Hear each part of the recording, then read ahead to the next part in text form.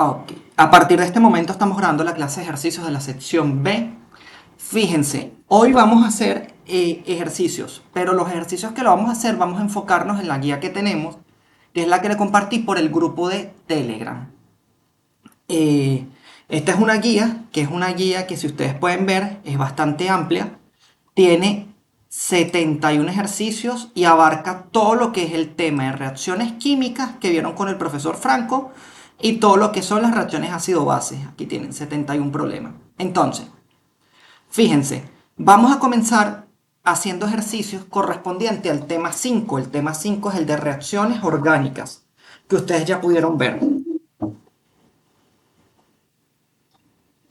Entonces, en este sentido, vamos a repasar los conceptos que ya adquirieron. Vamos a comenzar viendo, por ejemplo, el ejercicio número 1. Por favor, si tienen alguna duda, interrumpan la clase, ¿ok? Fíjense, ¿qué vamos a hacer ahorita? Vamos a ver qué nos plantea este ejercicio. Este ejercicio nos dice lo siguiente. Para las siguientes reacciones químicas llevadas a continuación, ¿verdad? Identifique el sustrato, los reactivos, los reactantes y los productos. ¿Cuál reactivo se comporta como un nucleófilo y cuál como electrófilo? ¿Qué? Es importante tener en cuenta dos cosas, conceptos. ¿Qué es el sustrato?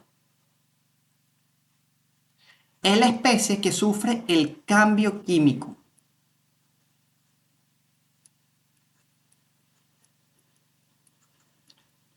Aquí yo les voy a hacer una explicación un poco más detallada. ¿En qué sentido?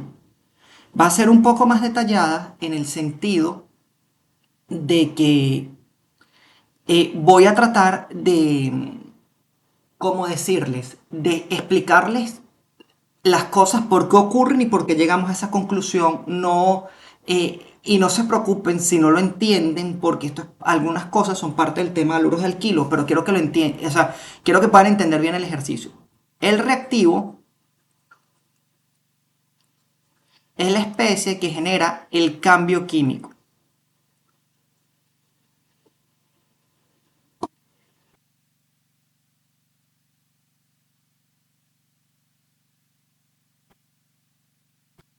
Y los reactantes es la suma del sustrato más el reactivo. Y obviamente el producto de una reacción es lo que se genera. Entonces, una reacción química podemos verla, vamos a verlo. Aquí teníamos, tenemos, vamos a ponerlo en este color, el sustrato más el reactivo da los productos y la suma del sustrato más el reactivo son los reactantes. Y lo que yo defina, que está aquí, por ejemplo, si la reacción se lleva a cabo en agua, son lo que yo defino como las condiciones de reacción.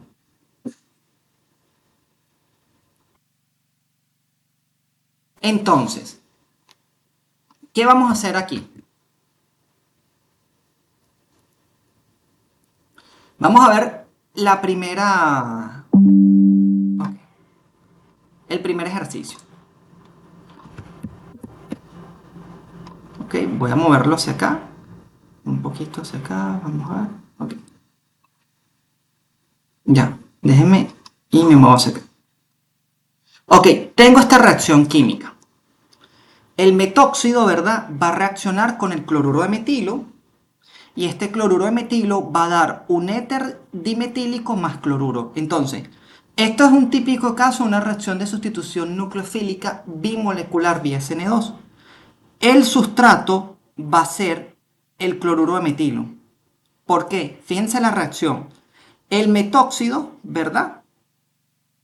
Que es esto que está aquí, se unió a este metilo que está acá. Entonces, quien sufrió el cambio químico es este sustrato que está acá.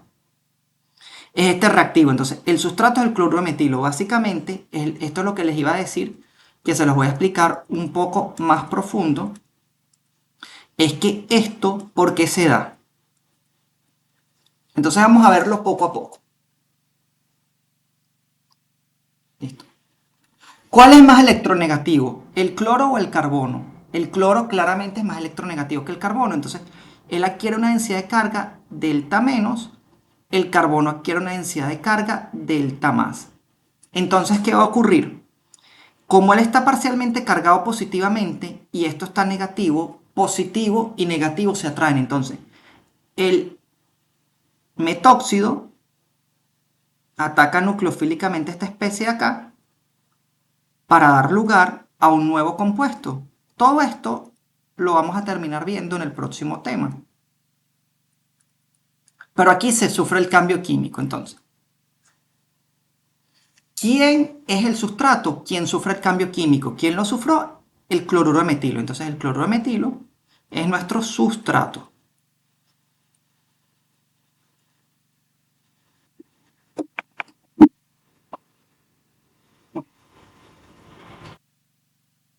¿Quién es el reactivo?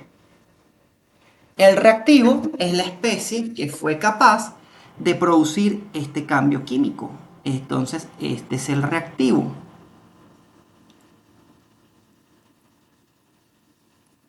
¿Quiénes son los reactantes, chicos? Los reactantes, podemos verlo aquí.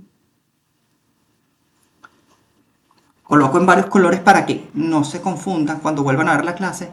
Estos son los reactantes, que es la suma del reactivo más el sustrato. Y estos son los productos, que es cloruro, éter dimetílico. ¿Qué ocurre? Ahorita me falta definir quién es el electrófilo. Él es electrófilo,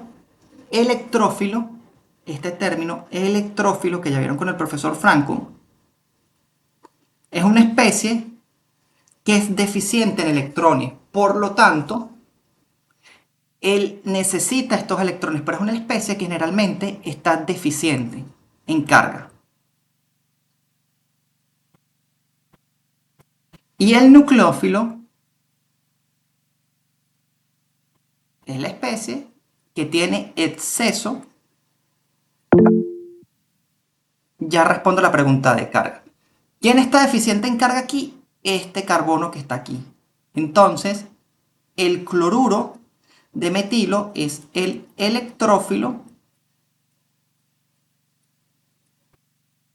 y el metóxido es el nucleófilo. Ok, hay una pregunta. Déjenme abrir. ¿Dónde están ustedes? Acá. Ok, un momento. Listo. Ajá, Ángel, no necesariamente, pero sí hay muchos reactivos cargados. Esta reacción, tú pudieras haberla cambiado, y eso lo vamos a ver más adelante, si, por ejemplo, yo agarro y te cambio la vía de reacción. Por ejemplo, te pongo que esta reacción ahorita se da, teníamos metóxido, ¿verdad? Metanol. Y aquí tengo que cambiarte el sustrato para que se pueda dar.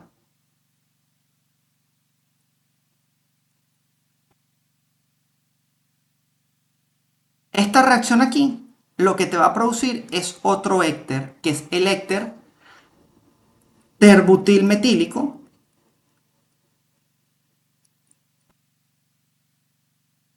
más cloruro menos. Fíjate que sea la misma reacción química, pero en este caso ninguna de las especies está cargada. Esto es una reacción que va vía SN1, lo vamos a ver más adelante, pero vamos a hacer este ejercicio. Si yo te diera esto, el producto es sencillo porque está aquí. Ah, fíjense, esto está buenísimo porque esto tiene que ir en biácido. Entonces, el producto es el éter que se forma más el cloruro. Ajá. Las condiciones de reacción están aquí. Se lleva a cabo en ácido clorhídrico. concentrado o, sí, concentrado preferiblemente. Estas son las condiciones de reacción.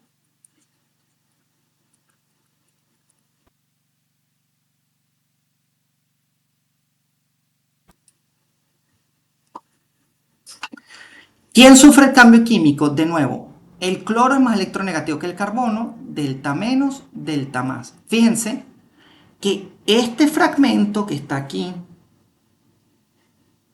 es este mismo fragmento que está acá. ¿Y qué estoy haciendo? Le estoy adicionando este fragmento que está acá. Entonces, ¿quién sufrió el cambio químico? El cloruro de terbutilo. Este es el sustrato. ¿Quién es el reactivo? El metanol. ¿Y quién va a ser? Vamos a ver acá.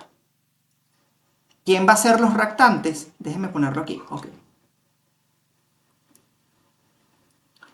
El cambio de colores para que no se me pierdan. Disculpen que este señor que está aquí, la suma de los dos son los reactantes.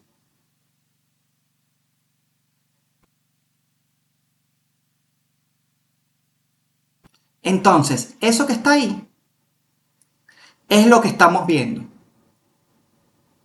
Entonces, respondiendo a tu pregunta, Ángel, no, no necesariamente siempre yo tengo que tener las especies totalmente, o sea, los reactivos o los reactantes tienen que estar cargados. Pueden haber reacciones que no estén cargadas. Lo que cambia son las vías o las condiciones de reacción. Fíjate, la reacción anterior formábamos un éter. Y aquí formamos un éter, pero tuvimos que adicionar unas condiciones de reacción, que estas condiciones de reacción no es más que un catalizador.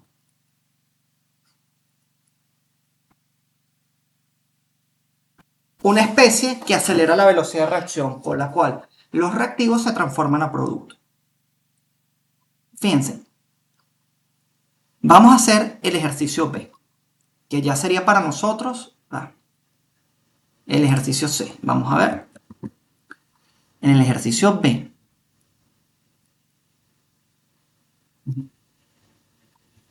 hoy vamos a hacer ejercicios también de ácido-bases y de, eh, ¿cómo decirlo? De perfiles de energía. Y eso generalmente lo preguntan en los exámenes. Entonces, fíjense. Misma reacción química. Tengo una especie que fíjense que al final conserva todo y se le está añadiendo, fíjense, el hidrógeno que está aquí, este está acá. No sé si es este o este, pero es ese hidrógeno. Aquí está el hidrógeno, el mismo carbono está aquí y el oxígeno está acá. Entonces, fíjense, esta especie ha sufrido el cambio químico y se le adicionó una molécula de amoníaco. Entonces, es sencillo verlo. Esta especie que está acá es el sustrato y esta especie que está acá es el reactivo.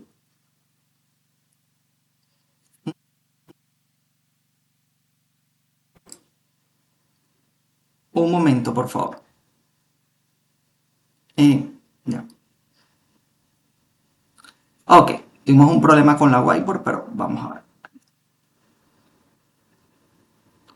Y esta especie, ajá,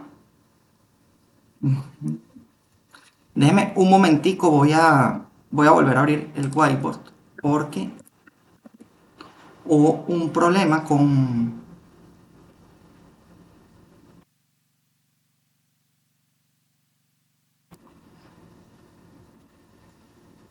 Vamos a crear uno nuevo que hubo un problema con la... Listo. Entonces, fíjense, recapitulemos. Este sustrato que está aquí es un aldehído, ¿verdad? Y el aldehído sufrió un cambio químico, sustrato. Se le adicionó una molécula de amoníaco, reactivo.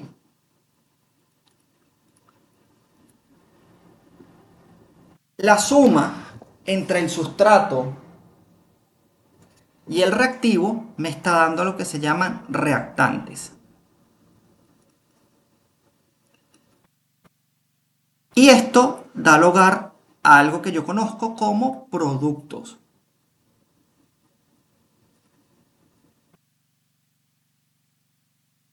Entonces, ¿por qué ocurre esa reacción química? Vamos a verlo. Yo tengo una molécula de aldehído, ¿verdad? ¿Cuál es más electronegativo? ¿El oxígeno o el carbono? Sabemos que el oxígeno es más electronegativo que el carbono, ¿verdad? Entonces él está cargado parcialmente positivo. Y de hecho, es tan así que mi molécula de carbono tiene mi aldehído tiene una estructura de resonancia. Entonces yo lo que estoy representando ahí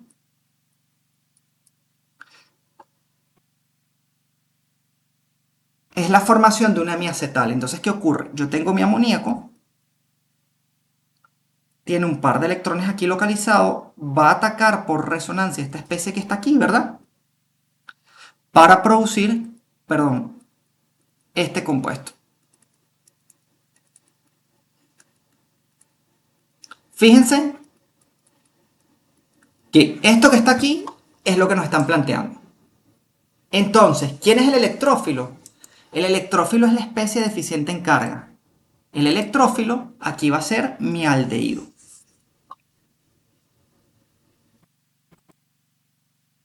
El electrófilo aquí va a ser mi aldehído. Y mi nucleófilo va a ser mi amoníaco.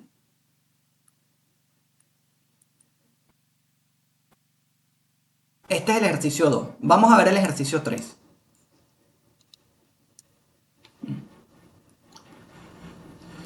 Okay.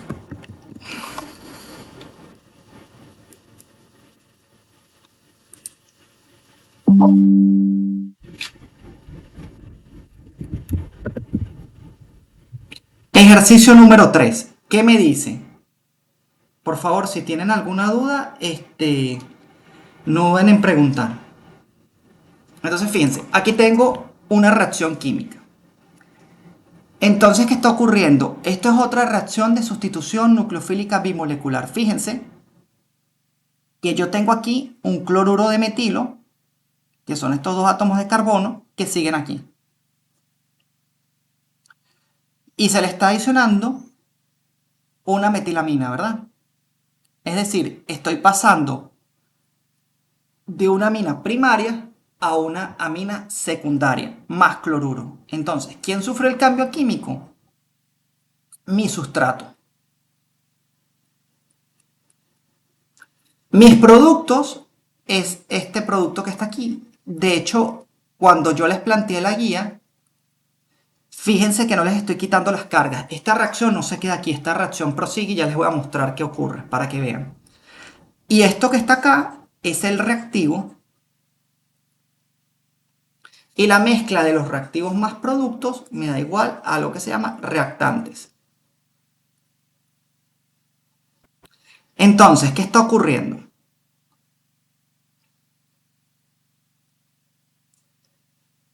Okay. Lo que está ocurriendo sencillamente acá es que mi cloruro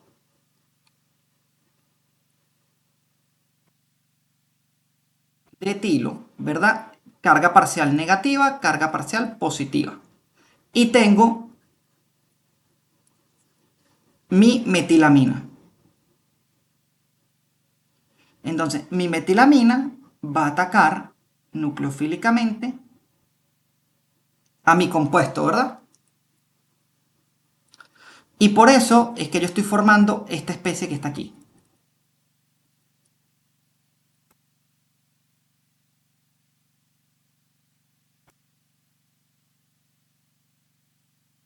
Este es el producto que ustedes tienen, pero yo les dije que esta reacción no culminaba aquí.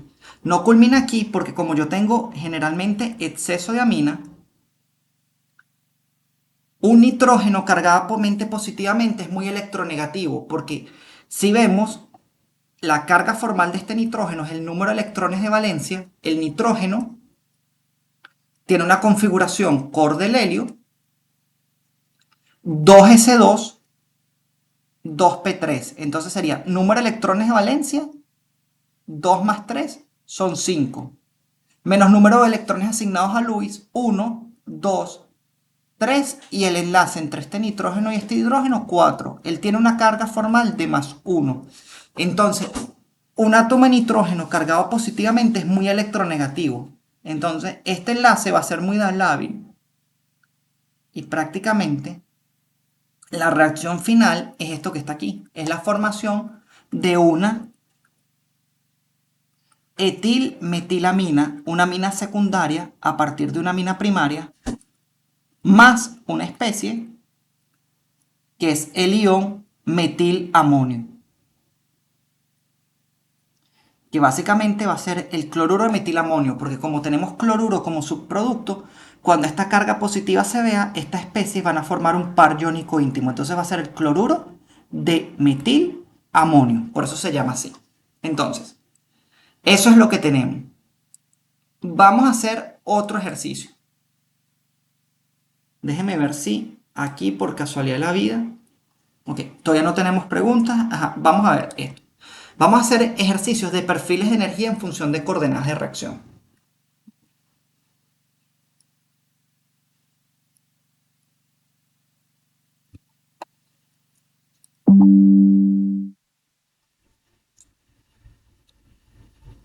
Ya. Listo. Vamos a hacer esto. El ejercicio 3 de la guía. ¿Qué me dice? Represente el perfil de energía para las siguientes reacciones químicas indicando delta G más, estado de transición y los intermediarios. Y me dan 3 tipos de reacciones o condiciones de reacción. Primero, lo que les están pidiendo es que representen estas montañitas. Entonces, las reacciones pueden ser por etapas. Significa que fíjense que yo tengo más de una sola montañita. Esto es una reacción por etapas.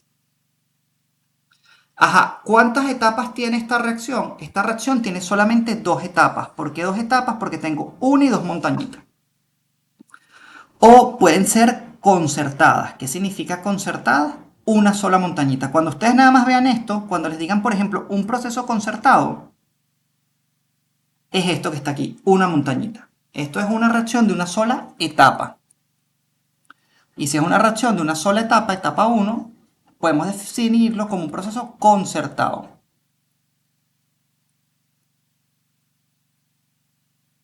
Ahorita, las reacciones se pueden clasificar de varios tipos. Ustedes pueden tener reacciones exergónicas o exotérmicas, ya lo han visto en química general.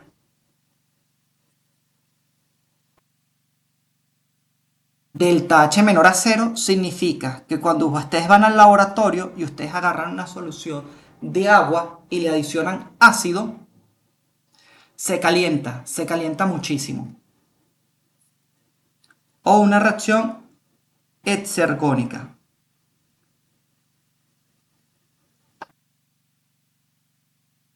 Cuando el delta G es igual a cero.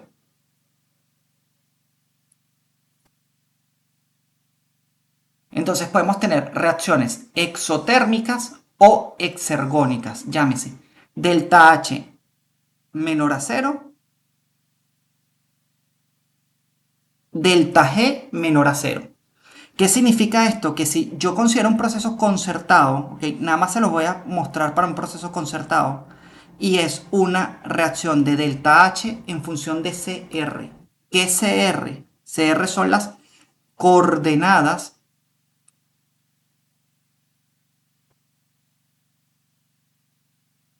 de reacción. Esta reacción, la energía de los reactivos siempre es mayor a la de los productos. ¿Y qué pasa? Si está en función de delta H, yo digo que es exotérmica. Si la reacción está en función de delta G en este ejercicio, Fíjense que me están pidiendo que considere esto, delta G. Entonces la reacción es exergónica. Entonces, cuando esto está así, significa que ese delta H o ese delta G, ¿cómo se mide? Sería la sumatoria de la perdón, este es entalpía.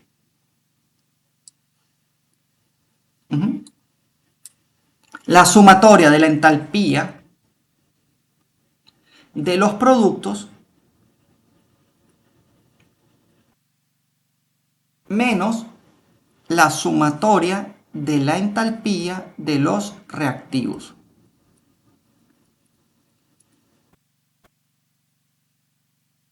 Y esto les da menor a cero.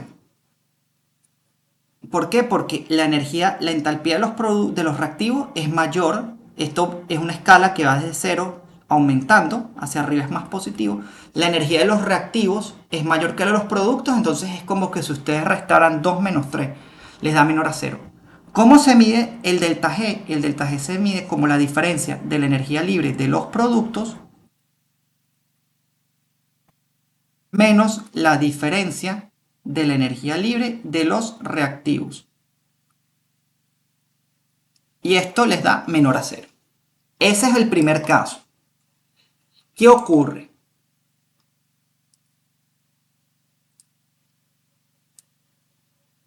Que si yo tengo ahorita el otro tipo de reacción, que aquí yo tengo CR, recuerden, es coordenadas de reacciones, cómo es el grado de avance.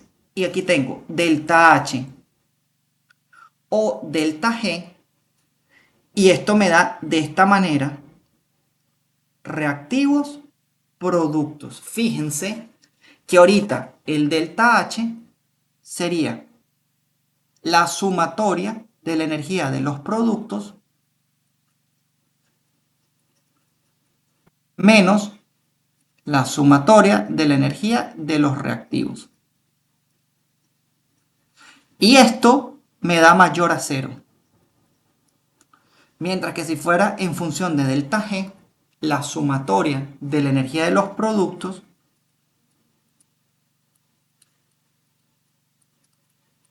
menos la sumatoria de la energía de los reactivos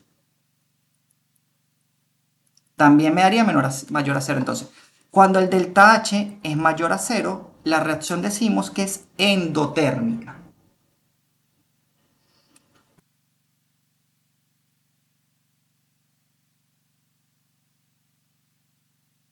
Y cuando el delta G es mayor a cero, decimos que la reacción es exergónica. Entonces, fíjense, ¿por qué? Porque la energía de los productos es mayor a los reactivos. ¿Qué ocurre? Si ustedes mezclan una sustancia en el laboratorio, ¿qué va a pasar? Se les va a enfriar el beaker de reacción. Entonces, por ese motivo es que yo digo que ese delta G y ese delta H es mayor a cero. Ok, entonces ahorita sí, una vez que vimos eso, vamos a resolver el ejercicio. Vamos a hacer la pregunta A.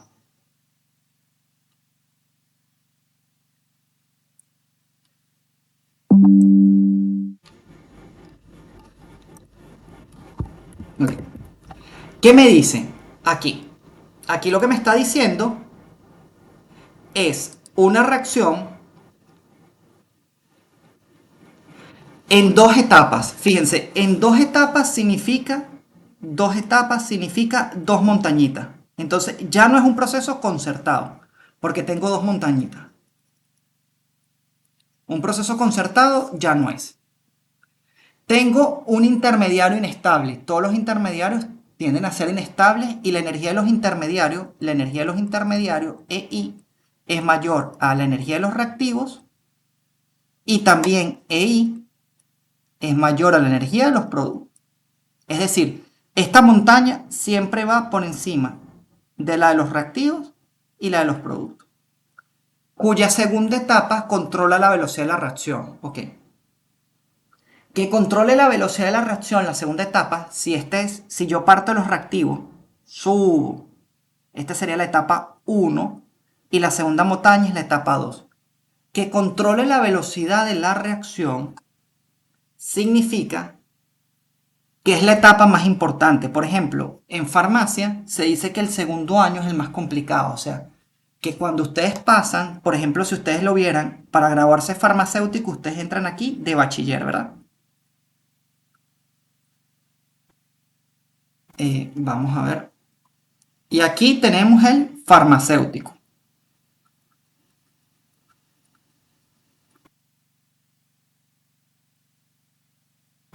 Dicen que segundo año es el año más complicado. Entonces, primer año sería como una energía de activación así. Y ustedes ahorita lo ven complicado, pero es el más sencillo. Si segundo año es el más complicado, sería así. Después vendría tercer año, que es así. Cuarto año que dicen que es complicado. Y quinto año que ya es la mención. Entonces, fíjense. Serían 5 etapas, ¿verdad? Primero, primer año, segundo, tercero, cuarto y quinto. El año más difícil es el que controla la velocidad de reacción. Y si controla la velocidad de la reacción, es el que tiene este proceso de energía más alto. Entonces, según esto que está aquí, cuya etapa de la reacción es control, cuya segunda etapa controla la velocidad de la reacción. Primero voy a hacer una suposición. Yo voy a suponer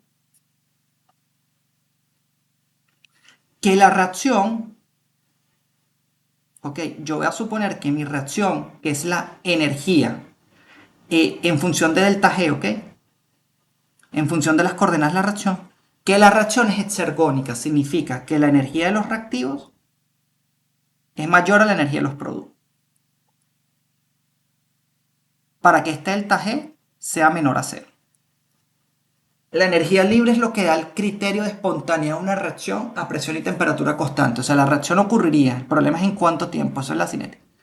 Primera etapa, intermediario inestable.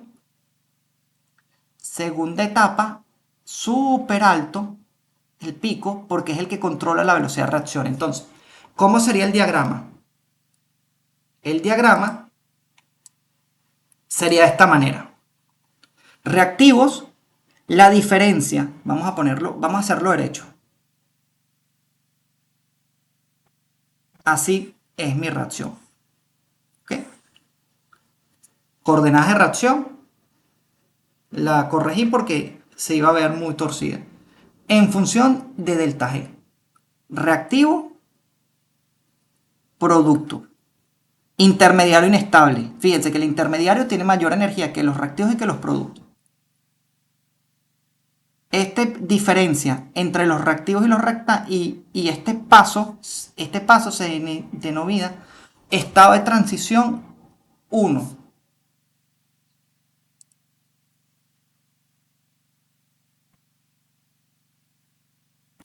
Esto es la energía de activación 1. La diferencia entre esta montañita y esta aquí abajo es la energía de activación 2. Y la diferencia entre este paso de aquí abajo y todo esto, eso es la energía de activación global de la reacción. Es decir, es lo que tengo que yo superar para bajar. Es como que un tobogán, un niño tiene que subir las escaleras para volverse a lanzar. O sea, una vez que el compuesto llega a este estado de activación 2, que se denota así, o sea, se nota así, un estado de activación, es esto. Una vez que llega aquí, es muy fácil porque solo tiene que deslizarse. O sea, una vez que el reactivo llega aquí, él desciende. Entonces, eso es una reacción de 2 etapas. No sé si tienen alguna... Ajá, esto es importantísimo. La pregunta de Ángel es muy interesante. Una reacción de 2 etapas, Ángel, no tiene proceso concertada, no tiene proceso intermediario. ¿Por qué? Porque una reacción de una sola etapa es esto. No se forma ningún intermediario. Esto lo vamos a ver súper a detalle en el tema de haluros de alquilo. Pero ahorita el siguiente ejercicio que voy a realizar, antes de pasar por los ejercicios de ácido base, que esto es algo que me parece que es muy importante que repasemos, es una... como les diría, es una reacción en la cual nosotros no tenemos, como les digo, o sea, ya hemos visto todas las especies que hay, ¿verdad? Pero vamos a aplicar los intermediarios de la reacción. ¿Cuál es más estable? ¿Un carbocatión primario, secundario, terciario? Eso todo lo vamos a repasar ahorita. Pero en un proceso concertado, efectivamente, aquí el intermediario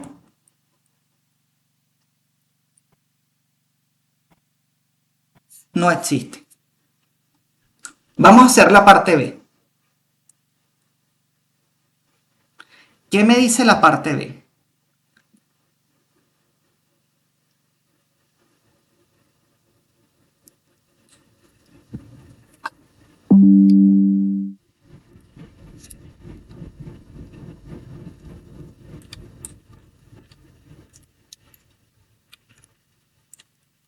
La parte B me dice lo siguiente.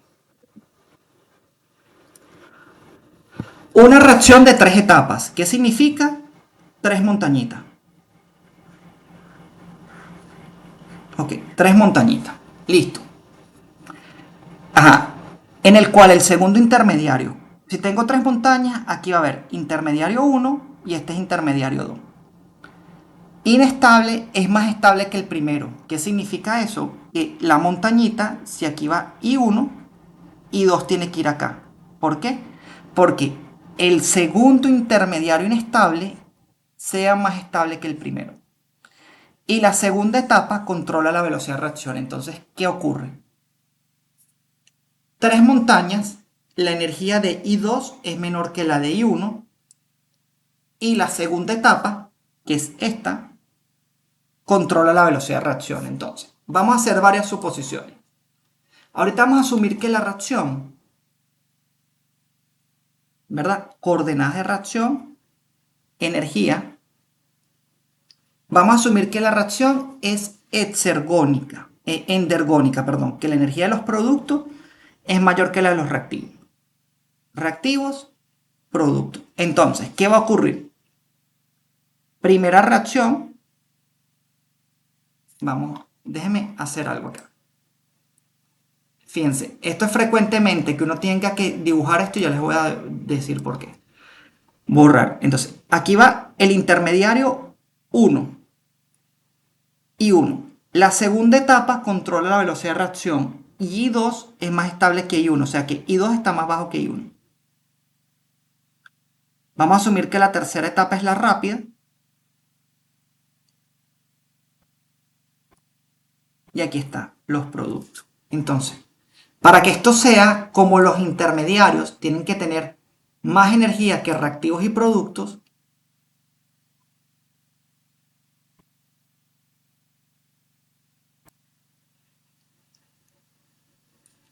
estoy borrando para hacer,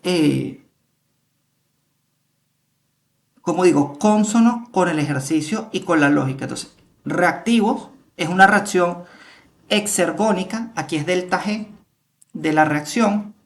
Aquí está la segunda etapa de la velocidad de reacción, es el pico más grande. Entonces, aquí habría la diferencia de energía entre el reactivo y esta montaña que está aquí, es la energía de activación 1. Este es el estado de transición 1. La diferencia de energía entre este pico que está acá y este de acá es la energía de activación 2, ¿verdad? La diferencia entre esta montaña que está aquí y esta montaña que está acá es la energía de activación 3. Y la diferencia entre este pico que está acá y todo esto que está acá hacia abajo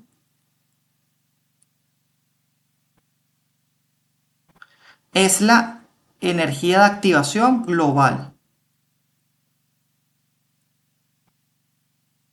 Global o la energía de activación, no se le coloca global. Energía de activación total de la reacción. I2 es más estable que I1 porque está más abajo. Y los productos, el delta G de esa reacción es mayor a 0. Fíjense, esa reacción como está así, No ocurre, porque para que una reacción sea estable, el delta G debe ser menor a cero. Entonces, quiere decir que esta reacción, ustedes ya vieron equilibrio químico. Acuérdense que el equilibrio químico, yo tengo, por ejemplo, reactivo forma producto. Y estas dos flechitas están aquí, ¿verdad? ¿Qué ocurre? Esta flechita de reactivos a productos se llama velocidad de reacción directa. Esta flechita de productos a reactivos se llama velocidad de reacción inversa. Entonces, la velocidad de reacción directa sería la constante de la reacción directa por la concentración de los reactivos.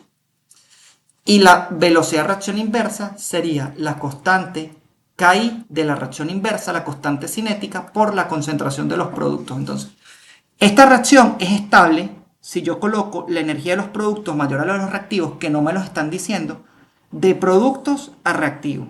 O sea, yo mezclo los productos y se me forma el reactivo, pero al revés no ocurre. Yo lo hubiera podido plantear también así. El ejercicio no me dice nada. Lo que pasa es que les quiero plantear un caso en el cual la reacción sea exergónica o endotérmica. Vamos a ver el último caso antes de pasar a estabilidad intermediaria. Ok. ¿Qué me dice el ejercicio C?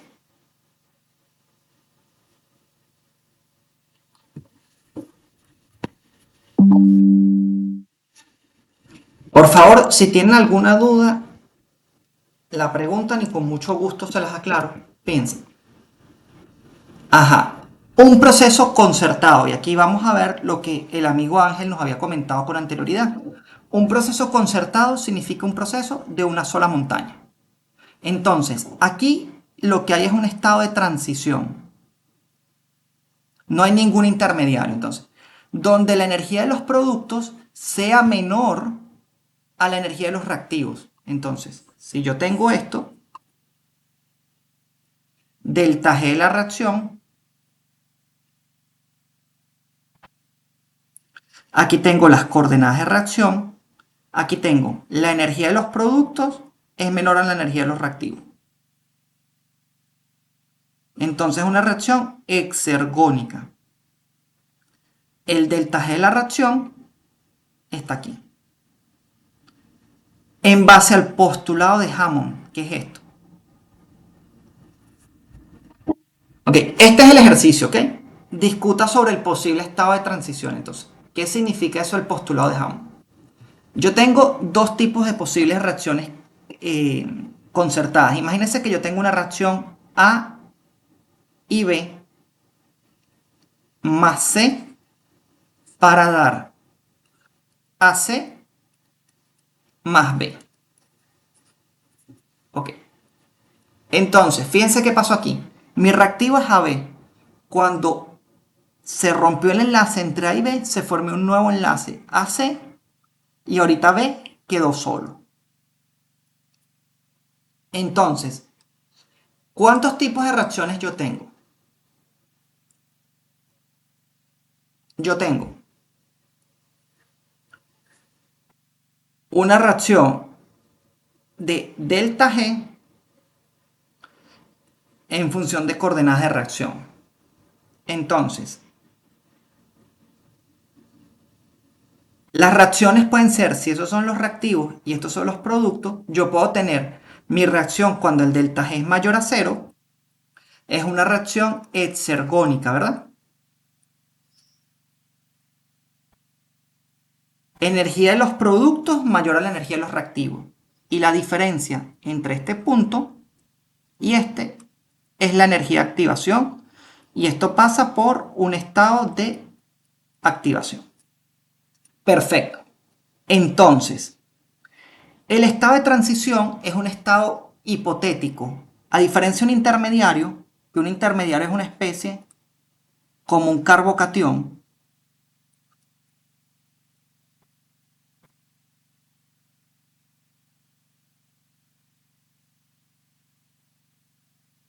¿verdad? Esto es un carbocatión, un intermediario que es estable. Un estado de transición es un estado donde se están formando y rompiendo enlaces. Por lo tanto, hay evolución de cargas parciales. Entonces, ¿qué va a pasar? En ese estado de transición, les hago una pregunta. En este estado, ¿Qué está más cerca de este punto? ¿Los productos o los reactivos? Fíjense que la distancia entre aquí y acá, entre producto y reactivo, es esta flechita. Esta flecha, y la distancia entre el reactivo y el estado de transición es esta flecha. Fíjense, esta flecha es más pequeña que esta. ¿Qué significa esto? Que en una reacción exotérmica o exergónica, el estado de transición se parece más al producto que a los reactivos. Quiere decir que en este caso, el enlace, ¿quién es el producto? AC, está muy cerquita. A y C están muy cerca. Y el enlace entre AB está muy lejos. Este es el estado de transición. ¿Qué significa? Que justo para este tipo de reacción exotérmica o exergónica, AB ya casi se formó. AC, perdón, está muy cerquita. Y ya B prácticamente no pertenece a la molécula. Este es el caso, el otro caso. En nuestro caso en particular, ¿qué tenemos? Estoy en este punto, ¿verdad? Entonces, en este caso, los reactivos y el estado de transición están a esta distancia y el producto y el estado de transición están a esta distancia. Fíjense que esta flecha es mucho más grande que esta flecha. Entonces, si yo tengo esta reacción AB más C, es una reacción de equilibrio, ¿verdad? Para dar AC más B. Entonces, ¿qué va a pasar con el estado de transición? Que a diferencia del caso anterior, A y B están cerquita, el enlace casi no se ha roto, mientras que C está súper lejos. Eso es lo que significa. Lo del postulado de Hammond, que eso lo debieron también haber visto en clase con el profesor Franco. ¿Tienen alguna duda al respecto? Si no tienen nada al respecto, déjenme buscar otro ejercicio para discutir sobre la estabilidad de los intermediarios carbocationes.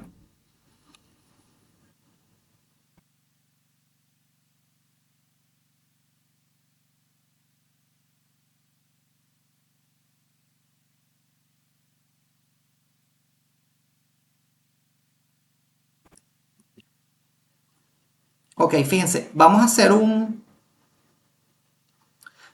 dos ejercicios en uno. Vamos a borrar este canvas. Perdón.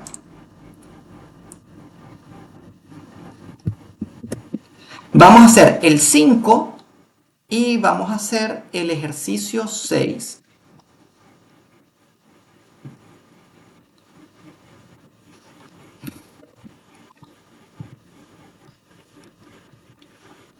Aquí está, listo, tengo dos ejercicios.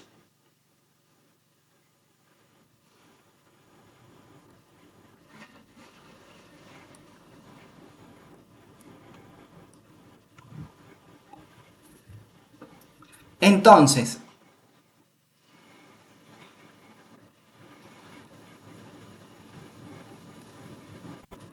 un momento, ¿cómo? Entonces, vamos a ver. ¿Qué me dice el ejercicio 5? El ejercicio 5 me dice lo siguiente. Discuta sobre la estabilidad de los intermediarios carbocatiónicos, carbaniónicos y radicales libres.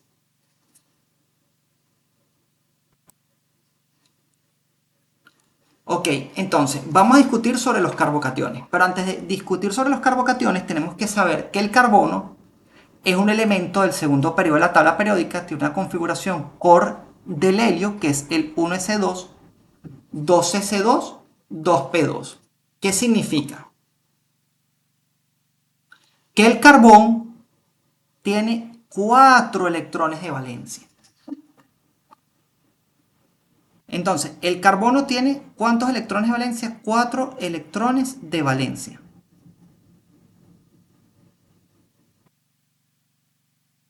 Entonces, si el carbono tiene 4 electrones de valencia, significa que su tendencia es a compartir los enlaces. Es por eso que nosotros generalmente representamos al carbono así. O sea, si viene un elemento A con un par de electrones, un elemento B con un par de electrones, un elemento C con un par de electrones y un elemento D con un par de electrones. Cada uno, el carbono comparte un electrón, él es muy feliz compartiendo sus electrones, es una persona, un elemento muy amigable en la química. Y al final, el carbono lo que va a formar es B, C, D, A. Esto que está aquí. Entonces, ¿qué ocurre? Me están diciendo que discuta sobre la estabilidad de los carbaniones. Entonces, ¿cuántos tipos de carbocationes? Perdón. Carbocationes, voy a poner aquí. Carbocationes. ¿Cuántos tipos de carbocationes tengo? Yo tengo el no sustituido,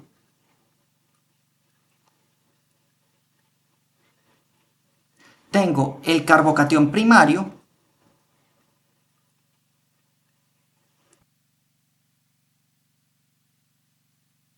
primario, ¿por qué? Un carbocatión es un elemento cargado positivamente, porque este carbono, que es el que está cargado positivamente, nada más está unido a un solo átomo de carbono. Por eso digo que es primario.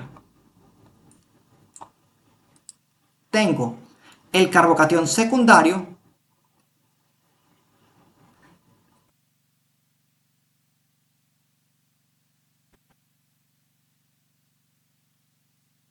y tengo el carbocatión terciario.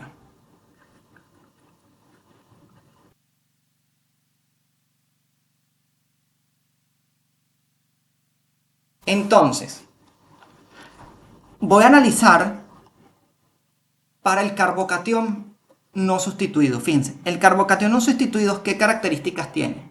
El carbono aquí tiene una carga formal de +1. ¿Por qué? Porque los electrones se comparten equitativamente. Entonces, la carga formal yo lo calculo como el número de electrones de valencia menos el número de electrones asignados a la estructura de Lewis. Entonces, ¿qué ocurre? El número de electrones de valencia son 4, menos el número de electrones asignados a Lewis, la carga formal es +1.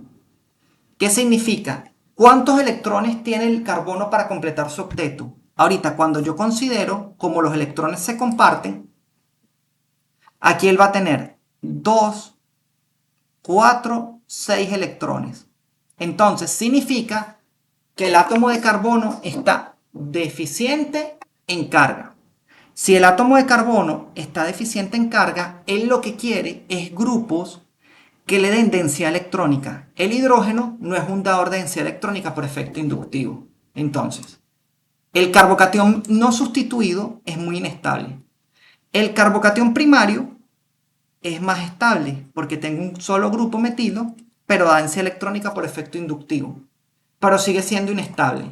El carbocatión secundario es más estable porque tengo ahorita dos grupos metilo que dan densidad electrónica por efecto inductivo. Y el carbocatión terciario es el más estable de todos, porque voy a tener tres grupos alquilo dando densidad electrónica por efecto inductivo. Entonces, si yo tuviera que plantear el orden de estabilidad de los carbocationes, el carbocatión no sustituido, esto que está aquí, que es el no sustituido,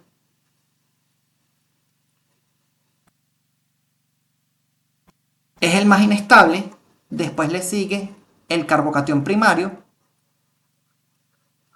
Después le sigue el carbocatión secundario. Y de último,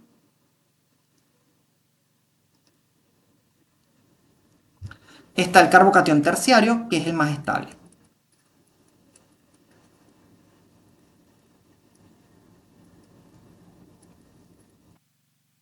Entonces, así, si yo me desplazo de aquí hacia acá,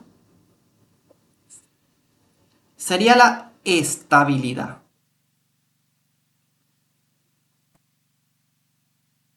De los carbocationes. Fíjense, el carbocatión no sustituido, esto no se forma. es muy inestable. Si una reacción tiene que ir vía carbocatión no sustituido, o la reacción no ocurre, o adquiere otra vía de reacción. El carbocatión primario, así, muy difícil que se forme. Los únicos carbocationes primarios que se forman es el carbocatión bencílico. Bencílico, ¿por qué? Este es el alcohol bencílico. Esto que está aquí en pantalla. Entonces, cuando este grupo H se pierde, a este carbocatión que está acá se le llama carbocatión bencílico. Y esto es estable. ¿Por qué? Porque yo puedo tener estabilización de esta carga positiva, ¿verdad? Por resonancia. Entonces esto es estable. Otro carbocatión que se forma, primario, es primario porque este carbono está unido a un solo átomo de carbono. Es el carbocatión alílico. Que ocurre una resonancia, fíjense que este tiene 2, 4, 6, ocurre una resonancia, ¿verdad? Para formar esta estructura. Entonces, los carbocationes primarios, los únicos que son realmente estables, son el carbocatión bencílico, este que está aquí, o el carbocatión alílico, que este es un radical alilo, este es un sistema conjugado. Ok, esos son los carbocationes. Vamos a ver qué pasa con los radicales libres. Yo voy a tener un radical libre, para comenzar, es una especie de este tipo, una especie que tiene un solo electrón desapareado. Entonces, yo tengo radicales libres no sustituidos. Vamos a sacarle la carga formal a este carbono. Fíjense, la carga formal de ese carbono es número de electrones de valencia 4 menos número de electrones asignados a la estructura de Lewis sería 1, 2, 3 y 1, 4.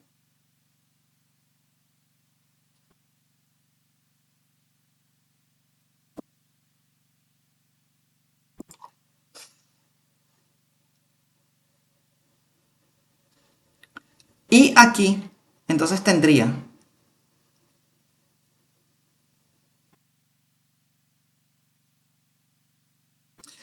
entonces tengo el radical libre no sustituido, el radical libre primario, que está aquí cargado, perdón, antes de ponerle esto, ya más o menos van a ver el orden, pero el radical libre secundario,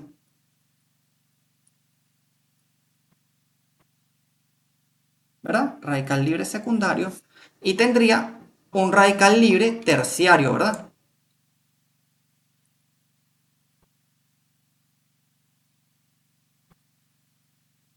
Ya, disculpen. Tuve un problema aquí con la coordinación de la tabla. Ok, listo, ya. Ahorita sí. Ujú.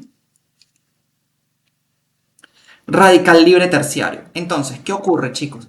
Vamos a ver, el carbono completa el octeto. Aquí tengo 2, 4, 6 y 1, 7. Entonces, fíjense, a pesar de que el carbono en los radicales libres tiene una carga formal de 0, él no completa el octeto. Entonces, él va a ser más estable mientras yo tenga más grupos dadores de densidad electrónica por efecto inductivo más I.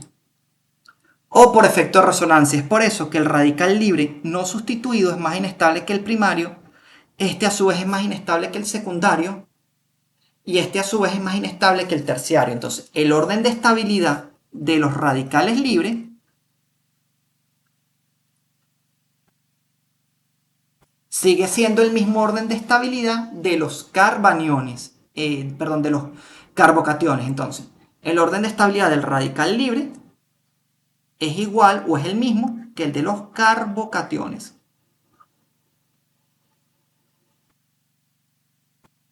Por ejemplo, un radical libre no sustituido, déjame poner otro color, un radical libre no sustituido casi no se forma, un radical libre primario casi no se forma, al menos de que yo tenga un radical libre bencílico. Entonces, ¿por qué? Este sería el radical libre bencílico. Y la pregunta que ustedes me van a hacer, ¿y cómo se estabiliza esto? Esto se estabiliza por resonancia. Pero ¿cómo es este tipo de resonancia? Este tipo de resonancia no es la resonancia que ustedes están acostumbrados a ver, sino que ocurre. Yo muevo y en vez de yo mover dos flechitas hacia acá, voy a mover una sola flecha. Esto que está aquí. ¿Qué significa? Fíjense, cuando yo pongo la flecha así, moví dos pares de electrones, pero en este caso es una sola. Entonces, se mueve un solo electrón para acá, un solo electrón para acá y otro electrón para acá. ¿Cómo va la resonancia? No lo voy a hacer todo, pero voy a volverlo a mover para que lo vean. Aquí se forma CH2.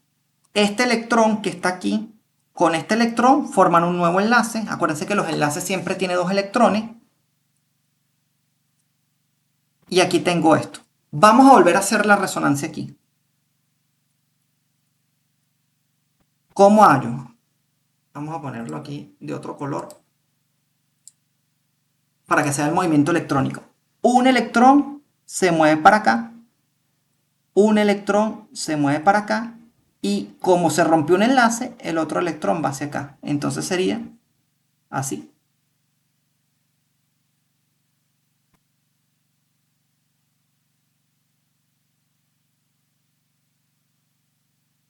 Así sucesivamente, por ejemplo, después vendría, muevo uno para acá, muevo uno para acá y otro para acá. Y así voy haciendo la resonancia hasta que llego a mi estructura, a mi doble enlace. Bueno, vamos a terminarla de hacer mejor, para que lo vean completo. Vamos a hacerlo aquí. Fíjense, cómo regenero la estructura. Y es por esto que está aquí, que les estoy dibujando, que el radical libre bencílico sí es estabilizado por la resonancia que se forma.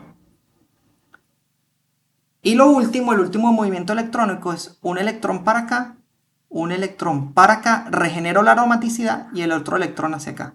Entonces, ¿qué me quedaría? Esto que está aquí.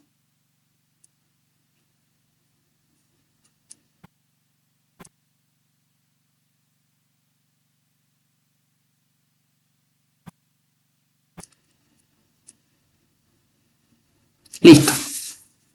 Entonces, por eso se forma. Quiero discutir ahorita lo que es, déjenme ver, ¿tienen alguna duda al respecto?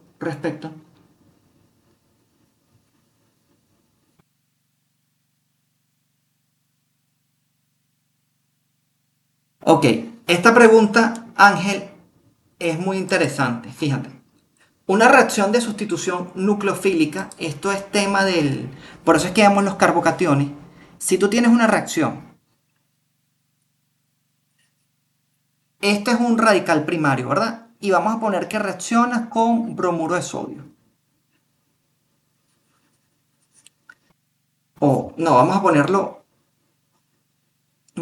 secundario. Voy a poner un secundario,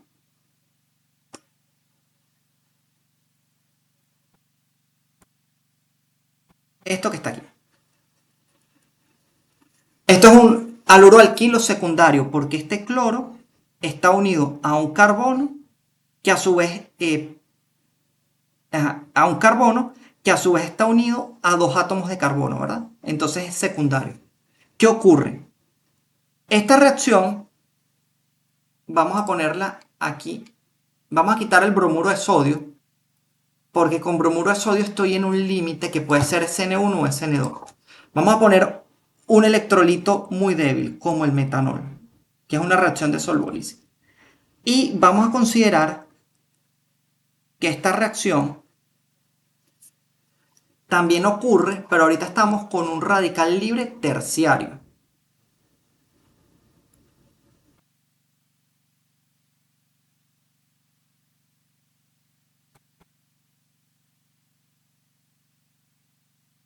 Entonces, ¿qué ocurre?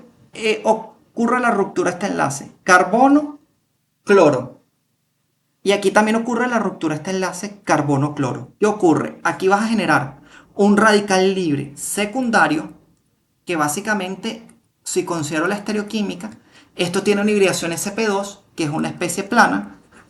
Y aquí el primer paso es generar un radical libre terciario.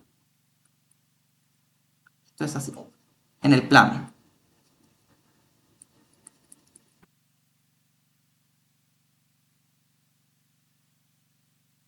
Entonces, ¿qué ocurre? Esto que está aquí, como tengo tres grupos alquilos dadores de densidad electrónica por efecto inductivo, la velocidad de reacción de la reacción con el radical libre terciario va a ser mucho más rápido que la del secundario. ¿Por qué? Porque si tú consideras que la reacción es por etapas y es exergónica, la energía para que se forme el radical libre secundario, el intermediario es esto.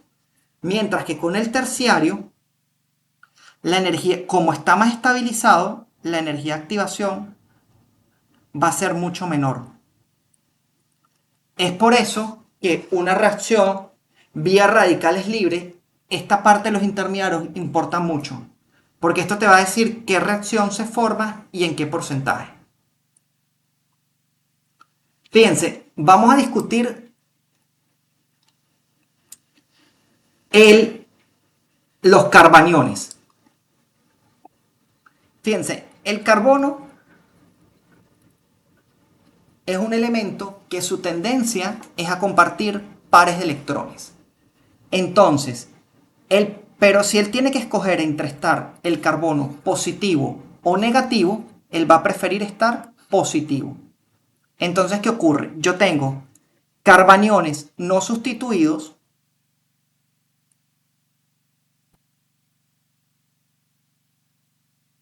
carbaniones primarios,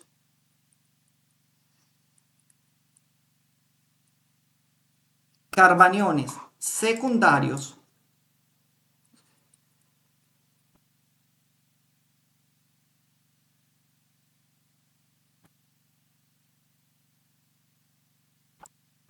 y carbaniones terciarios.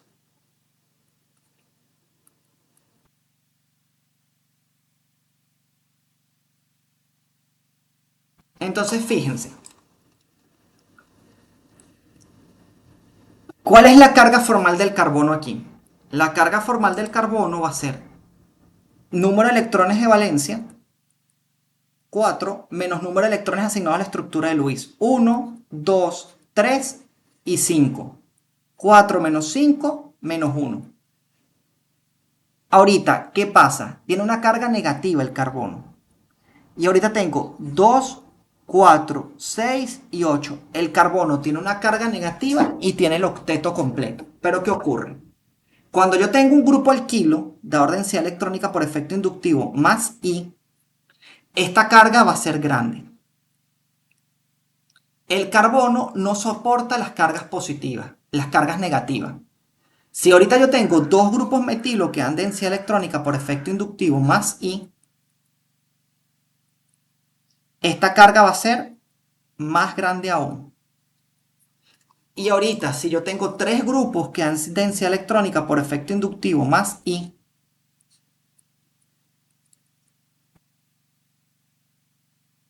esta carga va a ser exageradamente gigante. El carbono esto no lo soporta, el exceso de carga negativa, con los que les dije.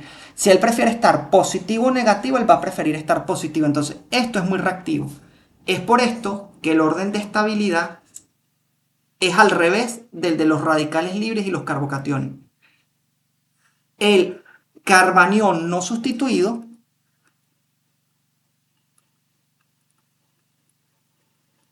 es el más estable. De hecho, un carbanión terciario prácticamente no se forma y una reacción vía carbaniones terciarios es muy complicado porque es muy reactivo el carbono. Aquí se vuelve un supernucleófilo con un exceso de carga negativa tan grande que cualquier cosa que pase al frente va a reaccionar. Ok, hasta ahorita vamos bien. Fíjense, vamos a hacer ahorita, una vez que explicamos esto con bastante detalle, vamos a hacer dos ejercicios más. Vamos a hacer el 6 y vamos a hacer un ejercicio de actividad.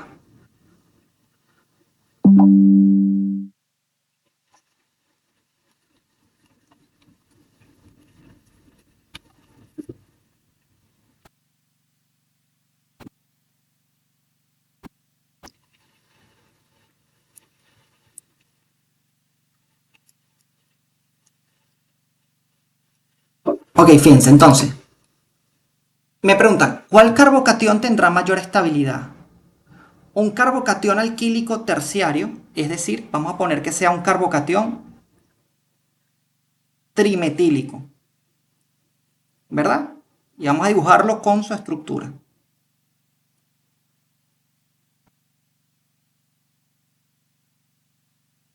O un carbocatión alquílico terciárico trifenílico. Entonces, vamos a verlo.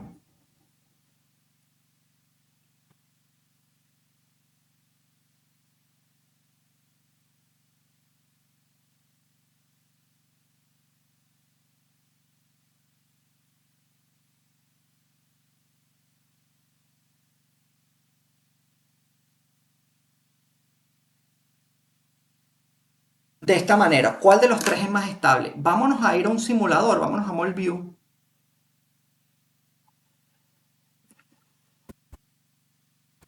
Yo no había utilizado la nueva, pero es bastante buena, me gustó bastante ayer. Y antes de hacer esto, vamos a hacer algo. Vamos a activar el Point to Fits. Vamos a quitar esto. Listo, entonces, ¿qué tenemos? Fíjense, tenemos un carbanión, ¿verdad? Uno trimetílico, ¿verdad? Y aquí le ponemos la carga. Fíjense que él me da la estructura. Voy a quitar esto de aquí de la pantalla. Fíjense que aquí él me considera que es una especie, que es un terbutilo, ¿verdad? Con el hidrógeno acá. Pero si yo vengo y aquí le selecciono carga, fíjense qué pasa. Ya me quitó el hidrógeno porque él está cargado positivamente. Y vamos a considerar ahorita que yo tengo esta misma especie.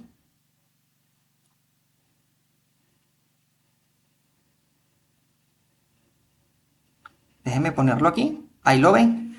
Y lo cargo positivamente. Entonces, fíjense. Miren la diferencia. Este compuesto que está acá, ¿verdad? ¿Qué va a pasar? Aquí nada más los grupos metilo en esta posición van a poder ejercer efecto inductivo, ¿verdad? Esto es un metilo, el otro metilo y el otro metilo. Entonces estos metilos inductivos van a tener solo efecto más I. Más I y más I. Entonces, ¿qué van a hacer? Van a dar densidad electrónica por efecto inductivo. Van a dar densidad electrónica por efecto inductivo y van a dar densidad electrónica por efecto inductivo porque él está cargado positivamente. Pero ¿qué ocurre? Vamos a quitarle que cuando yo tengo los grupos alquilo, aquí voy a quitar resonancia. Fíjense que cuando yo selecciono modo resonancia, me muestra la resonancia. Boltzmann-Stitt, este modelo, voy a irme acá, fíjense, y me lo voy a traer acá. ¿Qué va a ocurrir?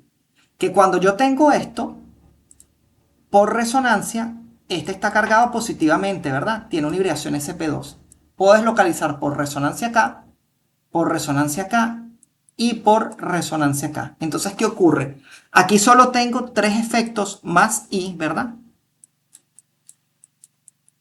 Y aquí tengo tres efectos más R en el trifenílico. Y como sabemos, el efecto de resonancia es mucho, mucho, pero mucho, pero mucho mayor al efecto inductivo. Entonces, el carbocatión trifenílico va a ser más estable que el carbocatión trialquílico. De hecho, el carbocatión trifenílico, este carbocatión que está aquí,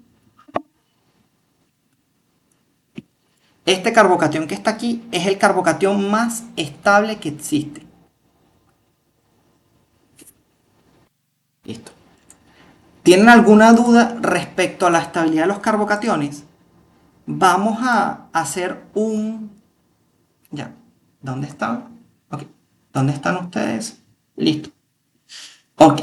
Entonces vamos a terminar a hacer un último ejercicio para que se vayan a su próxima clase. Y este último ejercicio, vamos a hacer un ejercicio de acidez y basicidad. Fíjense, vamos a hacer este que enfoca lo de los efectos inductivos. Recuérdense que el parcial va solo reacciones orgánicas y los ácidos hasta la parte efecto inductivo. Y el otro parcial sí ya va solo el tema de ácidos y bases, o sea, van a ver los efectos inductivos de los ácidos, pero van a considerar los demás efectos. Entonces, fíjense. Este ejercicio que está aquí, yo tengo 1, 2, 3, 4 y 5. Entonces tengo, este compuesto es el ácido 2-cloro-pentanoico. 1, 2, 3, 4 y 5. El ácido 3-cloro-pentanoico y 1, 2, 3, 4, 5. El ácido 4-cloro-pentanoico. Me están preguntando, déjenme ver, cuál de los siguientes compuestos es más ácido y que utilice la nomenclatura yupa. Entonces, vamos a considerar los equilibrios ácido-base. 1,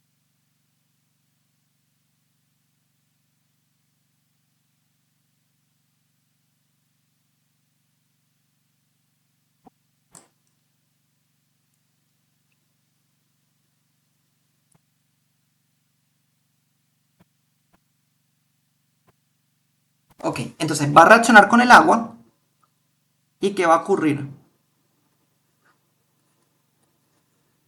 Se desprotona este átomo de oxígeno y va a formar CH3, CH2, CH2, CH, Cl, ¿verdad?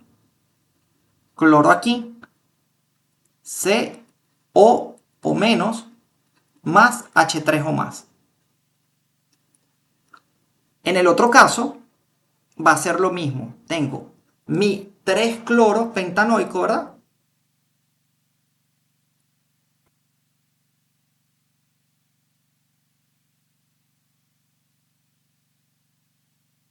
Más agua, va a formar CH3, CH2, CH, cloro, CH2, 1, 2, 3, 4 y 5,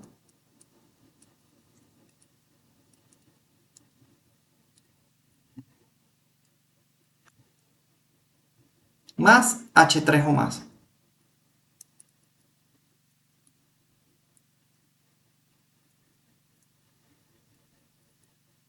CH3, CH, cloro, CH2, CH2, esto, OH más H2O, se desprotona,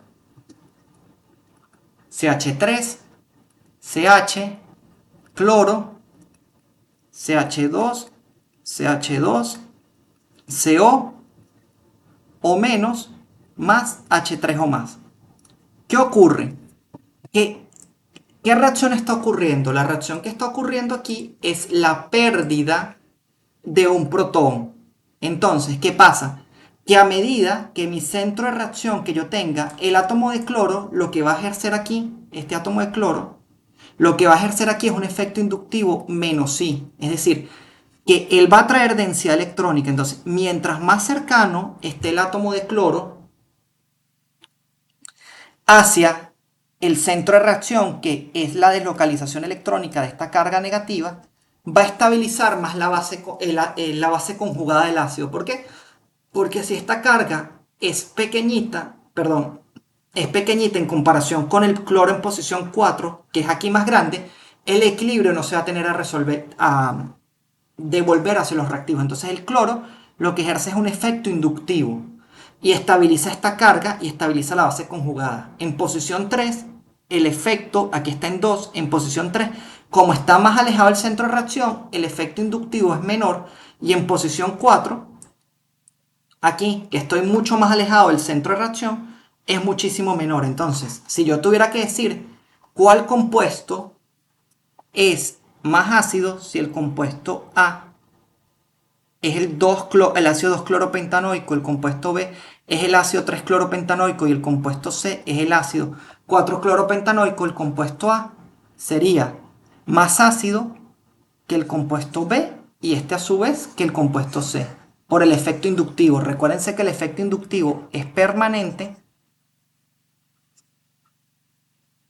es aditivo y disminuye con D, con la distancia. ¿Ok? Entonces, chicos, ¿tienen alguna pregunta al respecto? Si no, damos por culminada la clase de ejercicios. Nos veríamos el viernes para ver la parte de separación de mezclas. El parcial es el próximo martes 23 de junio. Entonces, el martes haríamos teoría y pudiéramos hacer ejercicios y aclarar dudas de lo que tengan al respecto. Hacemos unos pequeños ejercicios de separación de mezcla y aclaramos dudas. No sé si tienen alguna consulta, alguna inquietud, algo adicional. Déjenme parar la grabación. Hasta aquí la clase de ejercicios de la sección B.